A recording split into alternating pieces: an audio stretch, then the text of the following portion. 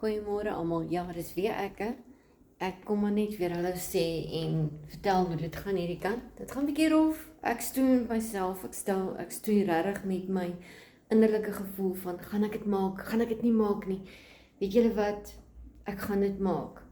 Ek is nie meer lus vir 'n negativiteit in my lewe nie. Ek is nie lus om te sukkel in my lewe en te wonder hoe, waar, wat gaan werk nie.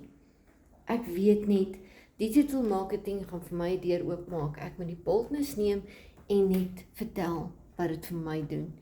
Ek is regtig op die punt waar ek kan sê ek wil dit maak werk, want ek is daartoe in staat. Weet julle wat?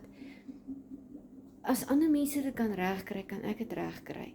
As ek vir my 'n sekuriteit kan bied om ekstra inkomste te kan hê, hoekom nie? Is daar van julle wat daar buite is wat dalk voel, julle is ook nie reg nie, julle weet nie hoe nie. Ek weet hoe dit voel, ek weet hoe onseker dit maak, ek weet dat dit deur mense kop gaan en maal en draai en koek, maar weet jy wat, jy is daartoe in staat om vir jouself 'n generasie te skep van ekstra inkomste, vryheid om te kan maak wat jy wil, en nie hoef te worry oor waar môre vandaan gaan kom nie. As jy bereid is om 2 ure 'n dag in te sit en te bereid is om te leer die blueprint te volg wat daar vir jou geskep is. Mense, dit is jou eie besigheid.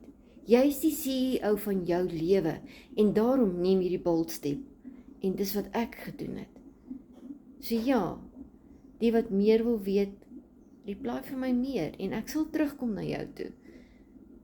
Maar as jy net wil volg, jy is ook welkom, want glo my, dis baby steps vir my op hierdie stadium van die geveg, maar ek gaan as 'n wenner hier uitstap, want ek glo in die produk, ek glo in die stelsel.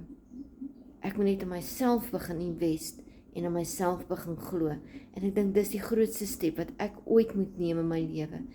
So ja, die wat wil meer weet, kontak my gerus en ek help graag.